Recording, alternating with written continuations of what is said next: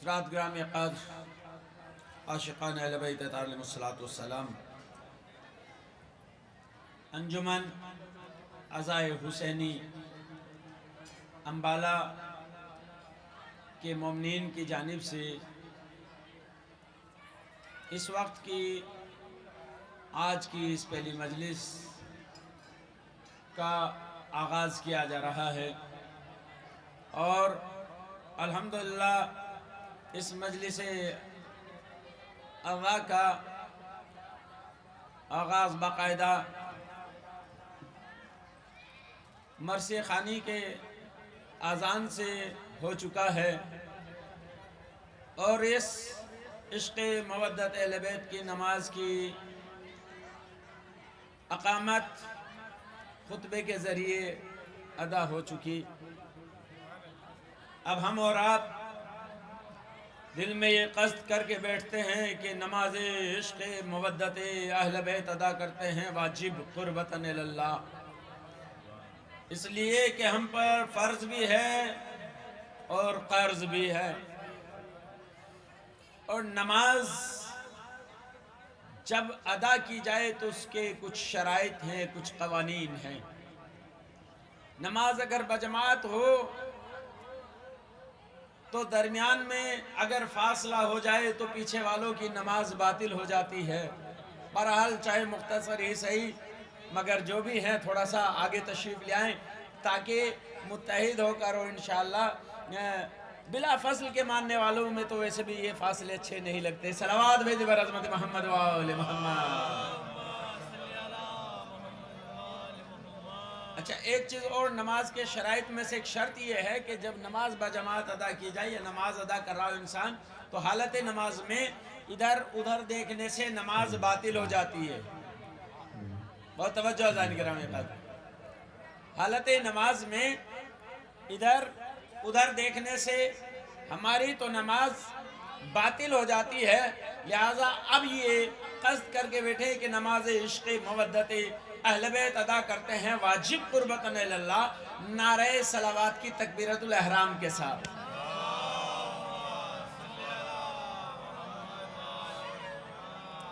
آئیے عزائز گرامی قدر، آغاز کرتے ہیں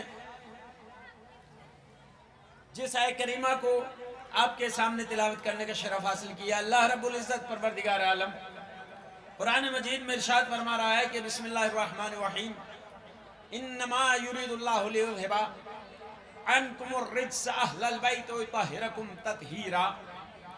اللہ کا ارادہ یہ ہے کہ بے شک اہل بیت سے نجاست کو دور رکھے۔ اللہ کا ارادہ یہ ہے کہ اہل بیت سے نجاست کو دور رکھے۔ کتنا دور رکھے؟ جتنا رکھنے کا حق ہے۔ اب وہ حق کتنا ہے؟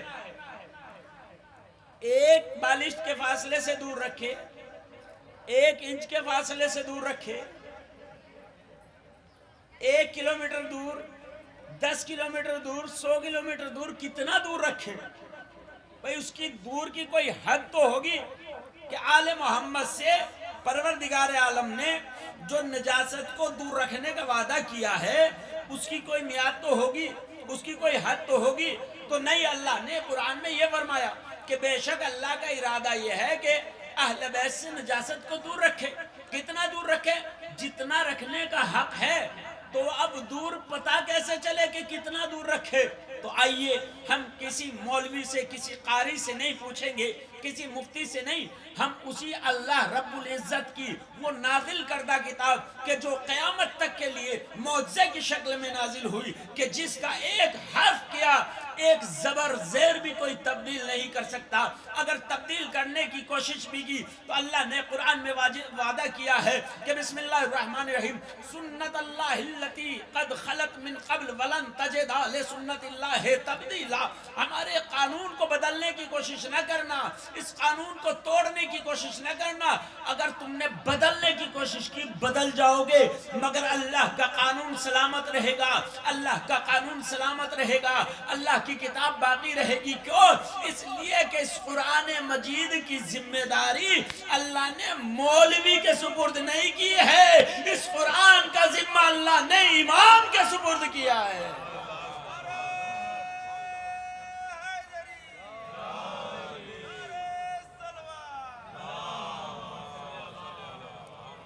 اور آج بھی الحمدللہ غیب کے پردے میں بیٹھے ہوئے ہمارے آپ کے زمانے کے امام اس کی حفاظت کیے ہوئے ہیں۔ اگر نہ دیکھنا ہے، ابھی چند سال پہلے ایک ملعون نے ہی کوشش کی تھی کہ ہم بدل دیں گے، قرآن کی 26 آیتوں کو بدل دیں گے، یہ کر دیں گے۔ نتیجہ کیا ہوا؟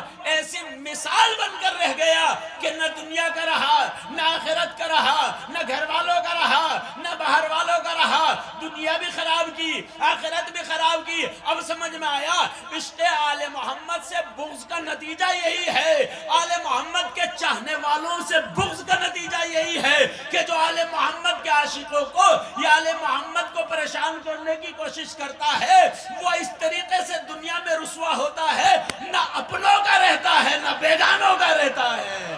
صلوات برحمت محمد و آل محمد۔ اللہ نے کہا کہ ہمارے قانون کو بدلنا نہیں، جو بھی قانون خدا ہے وہ تھا، ہے اور قیامت تک رہے گا۔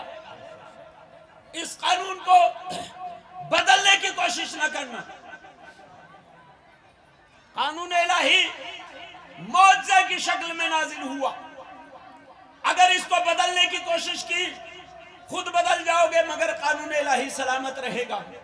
نہ جانے کتنے طوفان آئے، کتنے بدنسل آئے کہ ہم قرآن کو مٹا دیں گے، ختم کر دیں گے، مگر الحمدللہ قرآن بھی موجود ہے اور قرآن کا قانون بھی موجود ہے۔ کیوں؟ اس لیے کہ اس قرآن کے وارث آج بھی غیب کے پردے میں بیٹھے ہوئے اس کی حفاظت کر رہے ہیں۔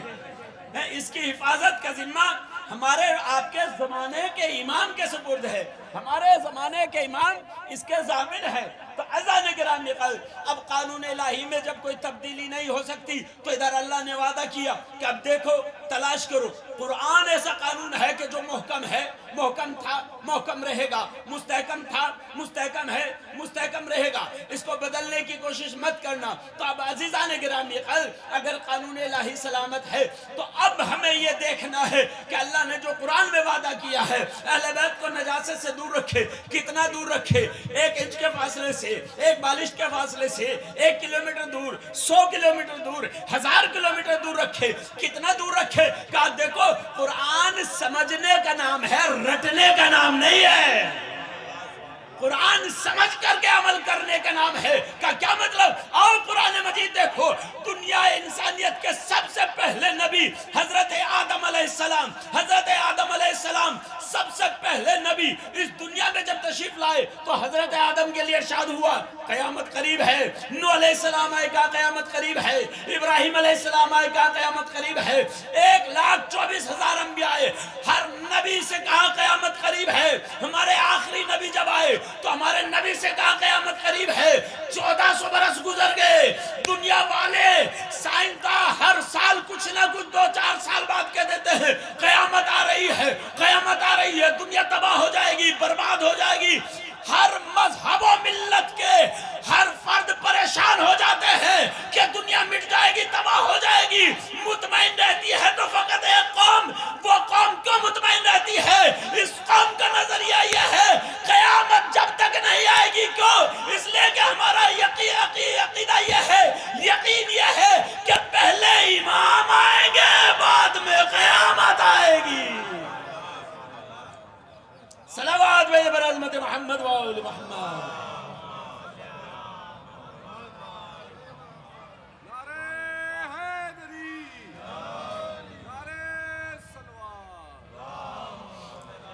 تو آج تک قیامت نہ آ سکی، وجہ کیا ہے؟ کہ اب دیکھنا یہ ہے کہ اللہ نے قرآن میں کیا ارشاد فرمایا کہ قیامت قریب ہے، اور ادھر اللہ نے کیا ارشاد فرمایا کہ اللہ کا ارادہ یہ ہے اہل بیت سے نجاست کو دور رکھے۔ کتنا دور رکھے؟ جتنا رکھنے کا حق ہے۔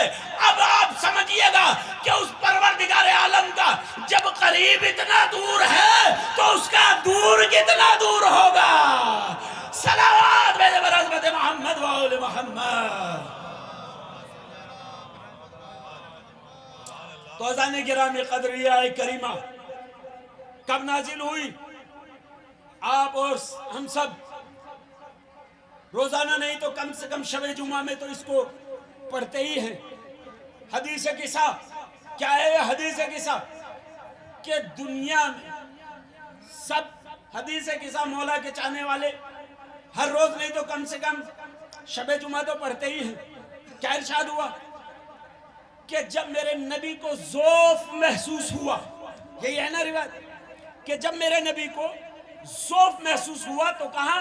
بی بی زہرا کے دروازے پر آئے۔ اللہ اکبر، توجہ ازانی گرامی قدر، میرے رسول کو جب ذوف محسوس ہوا تو بی بی سیدہ کے دروازے پر آئے، شہزادی کونین کے دروازے پر آئے۔ آنے کے بعد کیا فرمایا؟ اے بیٹی فاطمہ، مجھے ذوف محسوس ہو رہا ہے، وہ چادر یمنی اٹھا کر تو لے آؤ۔ چادر لائی گئی، رسول چادر اوڑھ کر تشریف فرما ہوئے۔ ابھی چند لمحے نہ گزرے تھے کہ امام حسن علیہ السلام آئے، سلام کیا، اماں آپ پر میرا سلام ہو، میں اپنے نانا کی خوشبو محسوس کر رہا ہوں، میں اپنے نانا کی خوشبو محسوس کر رہا ہوں۔ اب سمجھ میں آیا؟ ابھی رسول کو میرے امام نے دیکھا نہیں ہے، گھر میں آئے، ماں کو سلام کیا، کہا کہ اپنے نانا کی خوشبو محسوس کر رہا ہوں۔ یہی طریقہ امام حسین علیہ السلام نے، امام حسین علیہ السلام آئے، آکے سلام کیا، اماں جان میں اپنے نانا کی خوشبو محسوس کر رہا ہوں۔ مولا کائنات آئے، کہا بی بی میں اپنے آقا رسول اکرم کی جو ہے خوشبو محسوس کر رہا ہوں۔ تو عزیزان گرامی ملاحظہ فرمائیے گا کہ یہ نبوت کی خوشبو تھی کہ جس کو فقط امامت ہی سمجھ پاتی تھی، ہر کس و ناکس کی سمجھ میں یہ نہیں آتے، اس لیے کہ جن کی سمجھ میں رسول نہیں آئے تو وہ یہی تو کہیں گے کہ رسول تو ہم جیسا تھا، مگر امام بتائے گا کہ رسول ہم جیسا نہیں ہے، رسول وہ ہے جس کی خوشبو امام محسوس کرتا ہے۔ صلوات بھیجے بر عظمت محمد و آل محمد۔ تو عزیزان گرامی قدر کیا فرمایا؟ میں اپنے نانا کی خوشبو محسوس کر رہا ہوں۔ امام حسین علیہ السلام میں اپنے نانا کی خوشبو محسوس کر رہا ہوں، وہ چادر کے نیچے تمہارے نانا ہے۔ مولا کائنات آئے، کہا کہ میں اپنے آقا کی خوشبو محسوس کر رہا ہوں کہ چادر کے نیچے ہیں۔ مولا کائنات امام حسنین علیہ السلام نے اجازت لی، چادر کے اندر پہنچے۔ ایک چادر ہے، مولا کائنات امام حسنین علیہ السلام، اور آخر میں بیوی کہتی ہیں کہ میں بھی چادر کے قریب پہنچی، میں نے بھی سلام کیا، میں بھی داخل رضا ہو گئی۔ جب یہ 5 ٹن ایک چادر کے اندر جمع ہوئے تو ایسا نور ساطع ہوا کہ جس کی شعاعیں آسمان تک پھوٹ رہی تھی، ایسا نور ساطع ہوا کہ جس کی شعاعیں آسمان تک پھوٹ رہی تھی۔ تمام ملائکہ نے جب ان انوار خمسہ کو دیکھا، تمام فرشتے جمع ہوئے، سید الملائکہ حضرت جبرائیل بارگاہ خدا میں سوال کرتا ہے، یا رب ومن تحت الکسا، اے پروردگار یہ چادر کے نیچے ہے کون؟ اے سید الملائکہ جبرائیل، بہت بڑے بھولے بن رہے ہو، آج بڑے نادان بن گئے، اس در کو بھول گئے ہو۔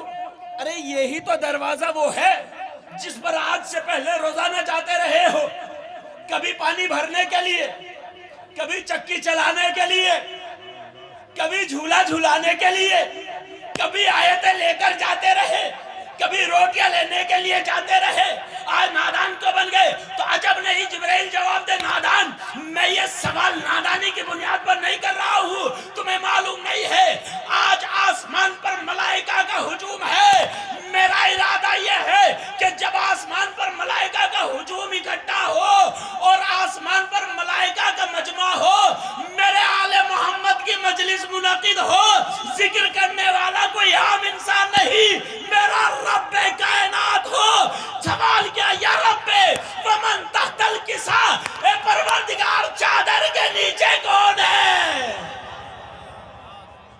اب جب مجلس سجی پنجتن کے نام کی ان کے انوار کو دیکھا، سوال کیا کون ہے پروردگار؟ تو اب پروردگار عالم نے بھی شان میں ذکر کیا، فرشتوں کے مجمع کی شکل میں آل محمد کی شان میں مجلس سجی، ملائکہ کا ہجوم، ملائکہ کا مجمع، آل محمد کے نام کی مجلس، ذاکر پروردگار عالم، اور اس شان سے آل محمد کی شان میں پروردگار عالم نے خطاب کیا۔ جب جبرائیل نے سوال کیا نا کہ یا رب ومن تحت الکسا، چادر کے نیچے کون ہے، تو پروردگار عالم نے بھی مرکز تعارف رسول خدا کو نہیں قرار دیا، مولا کائنات کو نہیں قرار دیا، بلکہ اس شان میں ذکر کیا پروردگار عالم نے ہم فاطمہ۔ ارے آپ پڑھتے ہیں نا حدیث کے ساتھ، میرے ساتھ تو بولے تھوڑا سا، خدا کی قسم بڑا لطف آئے گا۔ اللہ ذاکر ہے، ملائکہ کا مجمع ہے، میرا آل محمد کی شان میں مجلس منعقد ہو رہی ہے، ملائکہ کے مجمع میں آل محمد کی مجلس شان میں منعقد ہوئی، پروردگار عالم نے شان میں ذکر کیا ہم فاطمہ وابوہا وبالوہا وبنوہا، صلوات برحمت محمد وآل محمد۔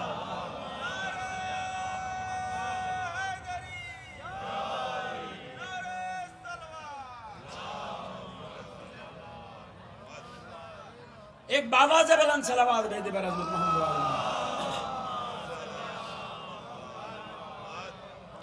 تو اذان گرامی قدر یہ ہے میری شان، میرے آل محمد کی شان، کہ بی بی فاطمہ زہرا سلام اللہ علیہا کو مرکز تعارف قرار دیا خدا کریم نے بھی، اور فرمایا چادر کے نیچے فاطمہ ہیں، ان کے شوہر ہیں، اور ان کے بچے حسنین علیہ السلام ہیں۔ اب جیسے یہ کہا، اب حضرت جبرائیل کے دل میں بھی شوق پیدا ہوا، اجازت چاہیے کہ پروردگار کیا اجازت ہے کہ میں بھی چھٹا ان کے ساتھ شامل ردا ہو جاؤں؟ کہا جاؤ جبرائیل، ہماری طرف سے اجازت ہے۔ جبرائیل نے بارگاہ خدا سے اجازت لی اور کہا جاؤ، مگر جا تو رہے ہو، تبرک بھی لے کر جاؤ۔ بھائی مجلس جب ہو تو تبرک بھی تقسیم ہو۔ اب جبرائیل کو جانے کا حکم ملا، جبرائیل پہنچے، جانے کے بعد ڈائریکٹ داخل ردا نہیں ہوئے، در آل محمد پر، در بی بی زہرا پر آئے، آنے کے بعد سلام کیا اور اجازت طلب کر رہے ہیں کہ یا رسول اللہ اجازت ہے کہ میں بھی چھٹا آپ کے ساتھ داخل ردا ہو جاؤں۔ اے جبرائیل یہ بتاؤ کہ خدا بڑا ہے یا رسول اللہ بڑے ہیں؟ میں تو کہا خدا بڑا ہے، خدا کریم ہے، اس پروردگار عالم کے قبضے قدرت میں پوری کائنات کی جان ہے۔ اب میں عالم انسانیت سے جب یہ سوال کر رہا ہوں کہ بتائیے کہ خدا بڑا ہے یا رسول، کہا خدا، تو جب بڑے سے اجازت لے چکا، توجہ، خدا کی قسم اس سکوت کو توڑیے گا، بڑا لطف آئے گا۔ کیا حضرت جبرائیل جب اس خدا سے اجازت لے چکا، جن کا نظریہ یہ کہ جو کہتے ہیں کہ بس کسی کے آگے ہاتھ پھیلانے کی ضرورت نہیں ہے، جو مانگنا ہے خدا سے مانگو، وہ جبرائیل بھی آ کر بارگاہ رسالت میں آ کر کہہ رہا ہے کہ یا رسول اللہ اجازت ہے، تو میں انہی لوگوں سے سوال کر رہا ہوں کہ بتاؤ خدا بڑا ہے یا رسول؟ کہا خدا، تو جب بڑے خدا سے اجازت لے چکا تو چھوٹوں کے سامنے ہاتھ پھیلا کر کے اجازت مانگنے کی ضرورت کیا ہے؟ تو جب نہیں جبرائیل کا جواب دے نادان، ارے زمانے والوں کو میں یہی تو سمجھانا چاہتا ہوں، عقل کے اندر ذرا غور سے سمجھو، یہ کسی ایرا غیرہ کا دروازہ نہیں ہے، یہ آل محمد کا دروازہ ہے، یہاں پر اوقات سے آیا جاتا ہے، جو جتنا چھوٹا بن کر آئے گا وہ اتنا بڑا بن جائے گا۔ صلوات برحمت محمد وآل محمد۔ اس دروازے پر کبھی بڑا بننے کی کوشش نہ کرنا. اس دروازے پر جو جتنا چھوٹا بن کر آئے گا وہ اتنا بڑا بن جائے گا. اگر کسی نے بڑا بننے کی کوشش کی تو شیطان مردود بارگاہ ہو گیا. بڑا بننے کی کوشش کی تو نمرود فی النار ہو گیا. بڑا بننے کی کوشش کی تو فرعون ضلالت کا ہار لے کر اس دنیا سے مر گیا. بڑا بننے کی کوشش کی تو یزید پلید ہو گیا. بڑا بننے کی کوشش کی تو نہ جانے کتنے یزید مر گئے. اور آج تک کے پیدا ہونے والے ہر یزیدیت کے لیے ایک تماچا ہے آل محمد کے فضائل کا. کیوں؟ اس لیے کہ یہ آل محمد کا عشق نہ کسی کو جھکنے دیتا ہے نہ کسی کو دبنے دیتا ہے. آل محمد کے عشق کا کمال ہی یہی ہے کہ جو ان کے دروازے پر جتنا چھوٹا بن کر آتا ہے وہ اتنا ہی بڑا بن جاتا ہے. کہا کیسے؟ حضرت جبرائیل آئے, آنے کے بعد کہا یا رسول اللہ اجازت ہے. رسول نے اجازت میں رحمت فرمائی. حضرت جبرائیل داخل ردا ہو گئے.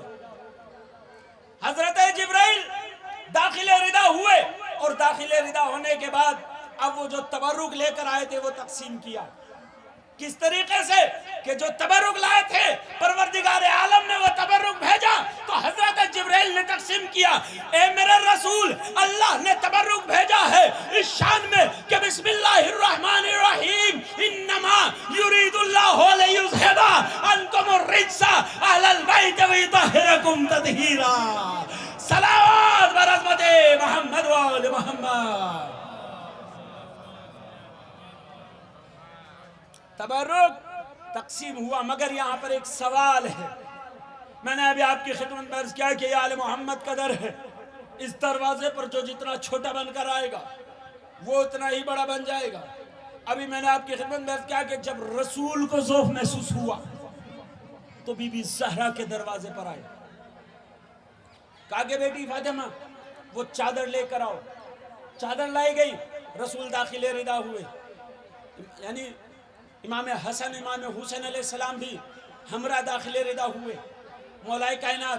اس کے بعد حضرت جبرائیل بھی داخل ردا ہوئے. اب حضرت جبرائیل کی تاریخ کیا ہے؟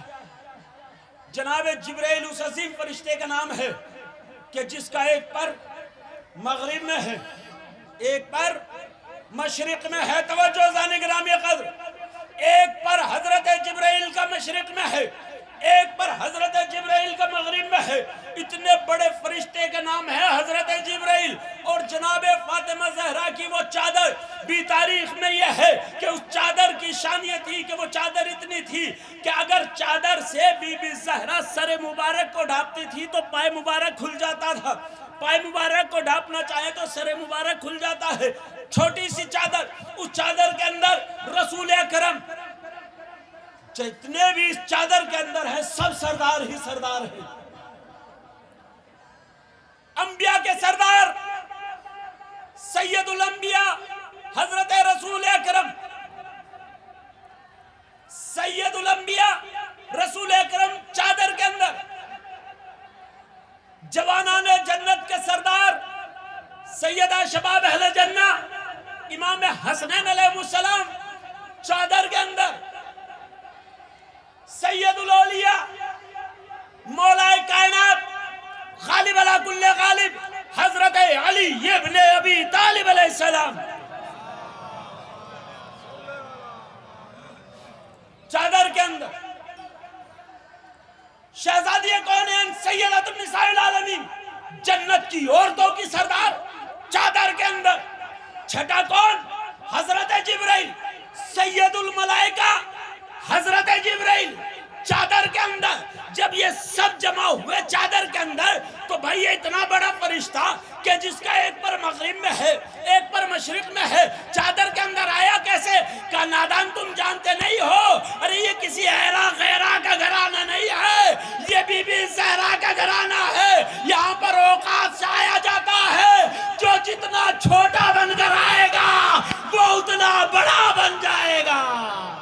صلوات بے برحمت محمد وآل محمد. فضان گرامی قدر, یہ ہے مرتبہ میری شہزادی کونین حضرت فاطمہ زہرا سلام اللہ علیہ کے در کا. اور کمال بھی کیا ہے، یہ ایام عزاء فاطمیہ زہرا سلام اللہ علیہ کے دن بھی ہیں، اور یہ مجالس عزاء بھی نسبت اکثر ہمارے علماء و ذاکرین بی بی زہرا سلام اللہ علیہ کی عظمت پر آپ کو خطاب کر رہے ہیں، آپ سماعت بھی فرما رہے ہیں الحمدللہ. مگر سمجھے میری شہزادی کی شان کتنی عظیم ہے. میرے رسول کی زندگی کا معمول مستقل یہ ہے کہ جب بھی کہیں سفر پہ جاتے ہیں تو سب سے آخر میں میری بی بی زہرا کے دروازے پر سلام کر کے رخصت ہوتے ہیں، اور جب سفر سے واپس آتے ہیں تو سب سے پہلے بی بی زہرا کے دروازے پر آ کر سلام پیش کرتے ہیں. کون فاطمہ؟ یہ وہ عظیم فاطمہ ہے کہ جو رسول کی اکلوتی بیٹی فاطمہ ہے. میری شہزادی کا مرتبہ اگر سمجھنا ہے تو آئیے احادیث کی روشنی میں سماعت فرمائیں. عورت کو پروردگار عالم نے 3 منزل سے گزارا ہے، اور جس کی جو ہے وہ شان میں ارشاد ہے، وہ معصومین علیہ السلام کی حدیثیں ہیں کہ عورت 3 مرحلوں سے جب گزرتی ہے تو کن مقام فضیلت کو حاصل کرتی ہے. پہلی سب سے منزل جب وہ بیٹی پیدا ہوتی ہے تو ماں باپ کے لیے رحمت کا سبب بنتی ہے. پہلی منزل، پہلا مرتبہ کہ جب عورت دنیا میں قدم رکھتی ہے تو وہ بیٹی ہے، اور بیٹی کے لیے ارشاد فرمایا کہ بیٹی اپنے ماں باپ کے لیے رحمت ہے. دوسری منزل کہ جب یہی بیٹی سن بلوغ کی اس منزل تک آتی ہے کہ ماں باپ اس کو عزت اور آبرو کے ساتھ رخصت کرتے ہیں تو زوجیت کی منزل پر آتی ہے. جب یہ کسی کی زوجیت میں آتی ہے تو اپنے ہونے والے شوہر کے لیے حدیث میں ہے کہ نصف ایمان کا سبب بنتی ہے زوجہ. توجہ عزیزان گرامی قدر، پہلی منزل بیٹی، دوسری منزل زوجہ، تیسری منزل اللہ شرف سے جب نوازتا ہے تو یہ بنتی ہے ماں. اور ماں کے لیے ارشاد ہوا کہ الجنت تحت اقدام الامہات، جنت ماؤں کے قدموں کے نیچے ہے. 3 ہی مرحلے ہیں.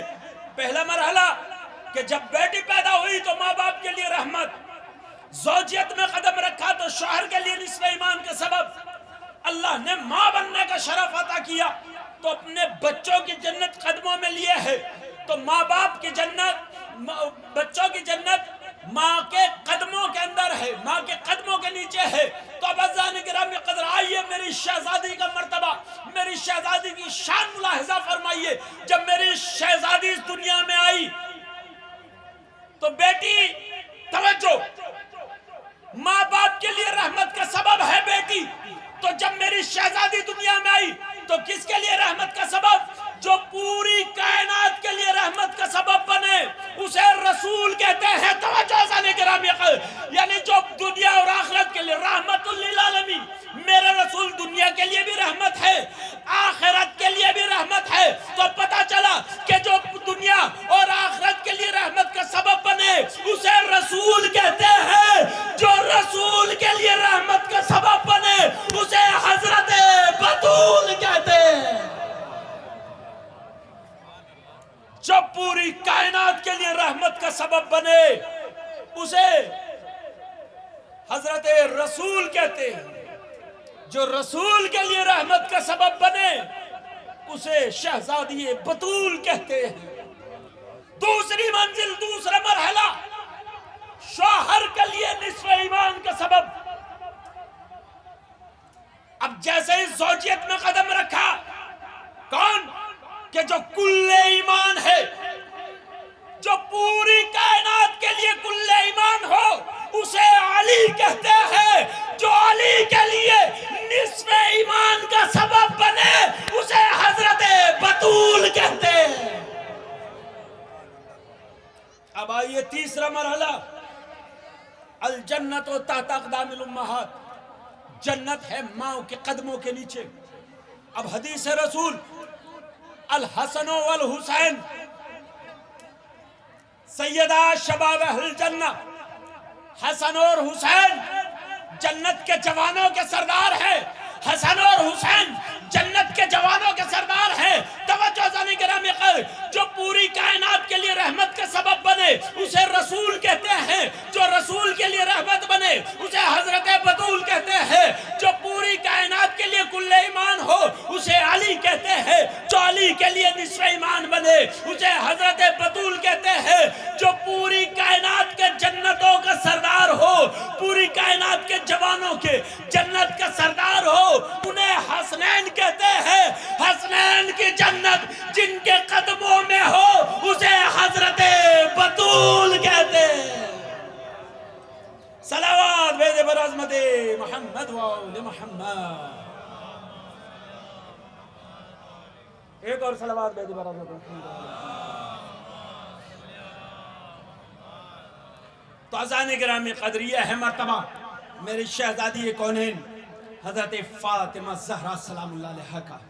دنیا والے کیا سمجھیں گے میری بیوی کا مرتبہ، میری شہزادی کی شان اور میری شہزادی کی عظمت کیا ہے، کہ جو پوری کائنات کے لیے رحمت کا سبب بنے اسے حضرت رسول کہتے ہیں، جو رسول کے لیے رحمت کا سبب بنے اسے حضرت بطول کہتے ہیں، جو پوری کائنات کے لیے کل ایمان ہو اسے علی کہتے ہیں، جو علی کے لیے نصف ایمان کا سبب بنے اسے حضرت بطول کہتے ہیں۔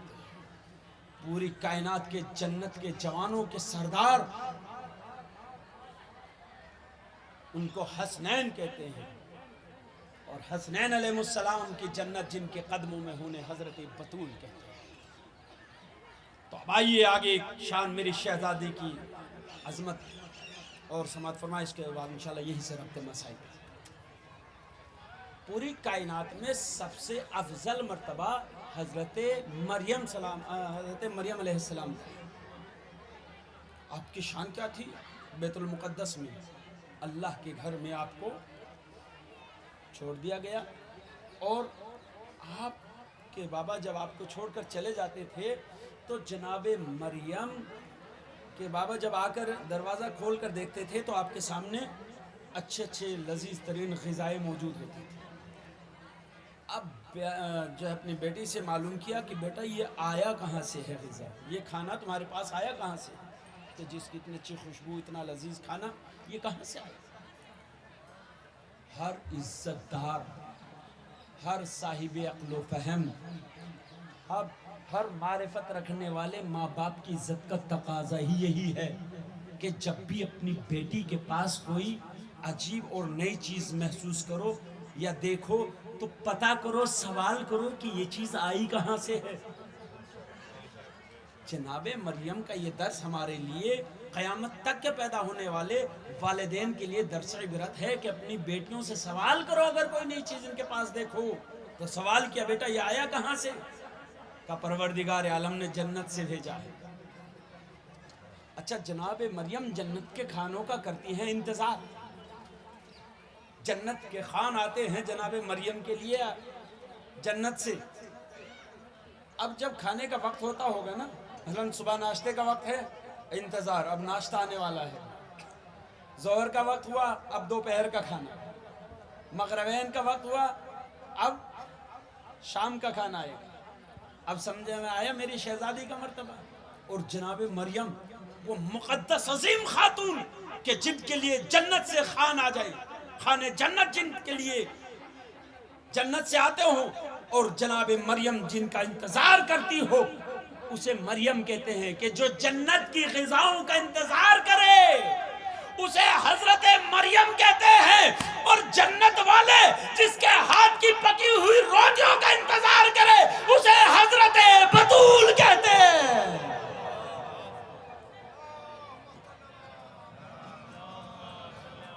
تو اب اعزائے گرامی قادر، یہ ہے میری شہزادی کی شان اور عظمت مرتبہ۔ دنیا والے کیا سمجھیں گے میری شہزادی کی شان کیا ہے؟ وہ بی بی کہ جس کو رسول صبح و شام سلامی کے لیے پیش ہوتے ہیں، وہ دروازہ کہ جس پر رسول روزانہ صبح و شام سلامی کے لیے حاضر ہوتے ہیں، وہ رسول کہ جب کبھی سفر پہ نکلتے ہیں تو سب سے آخر میں اور جب سفر سے آتے ہیں واپس پلٹ کر آتے ہیں تو سب سے پہلے اس دروازے پر سلامی پیش کرتے ہیں۔ مگر آزادار زیادہ وقت نہ گزرا تھا، ادھر 28 رجب کو میرے رسول کی آنکھ کا بند ہونا تھا کہ وہی رسول کے کلمہ پڑھنے والے، رسول کے بزم نشین، پہلو نشین، خود کو صحابی رسول کہلانے والے مسلمان، ایک وقت وہ آیا کسی دروازے پر آگ اور لکڑیاں لے کر جمع ہو گیا۔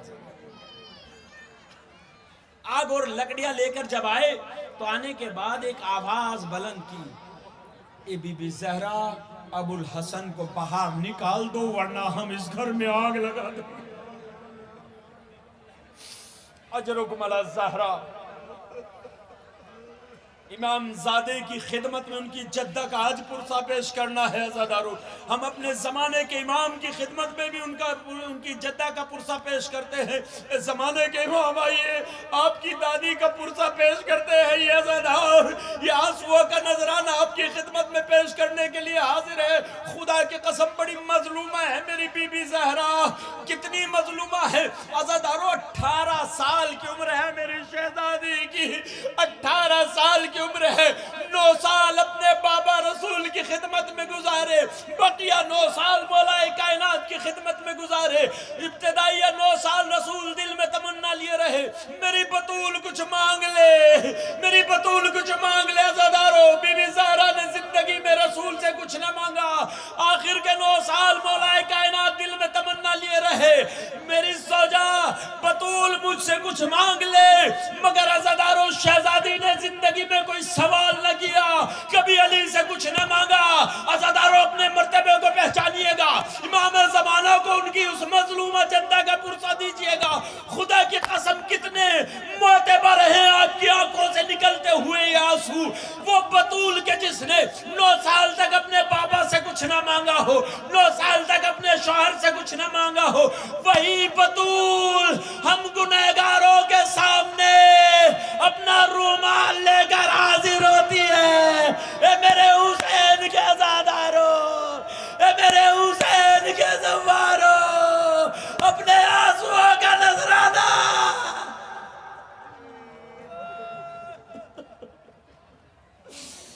اجرکم علی الزہرا، اجرکم علی الزہرا عزادارو۔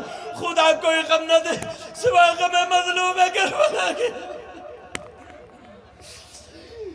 عزادارو بی بی زہرا سلام اللہ علیہ آواز دیتی ہے، ظالمو، ارے کیا اس گھر میں آگ لگا دو گے جس میں رسول صبح شام سلامی کے لیے حاضر ہوتے ہو؟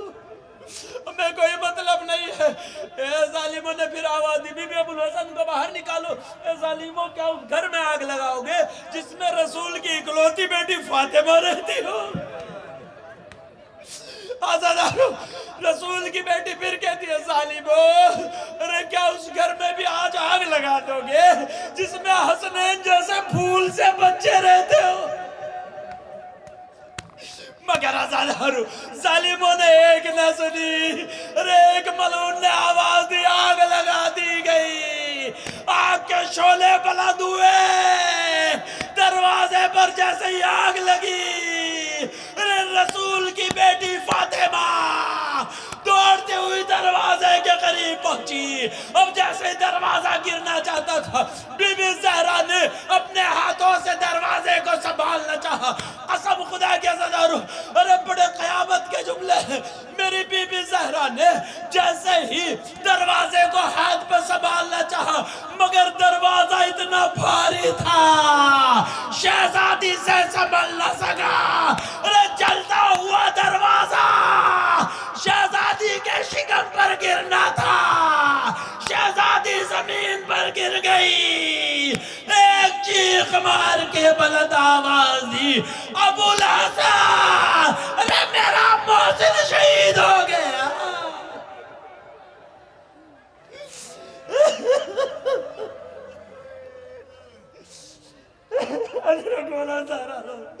خدا کی قسم، ارے کائنات کی رسول کی اکلوتی بیٹی فاطمہ، ارے پہلو پر چلتا ہوا دروازہ، ارے ظالم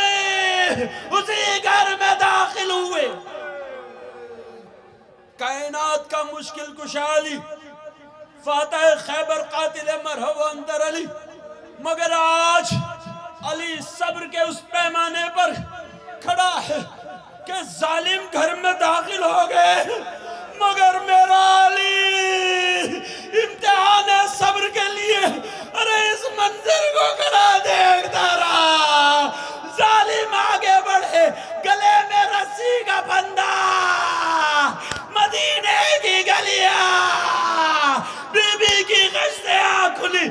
اب جو منظر دیکھا، ارے مسلمانوں کا مجمع، کائنات کا امیر، گلے میں رسی کا بندہ،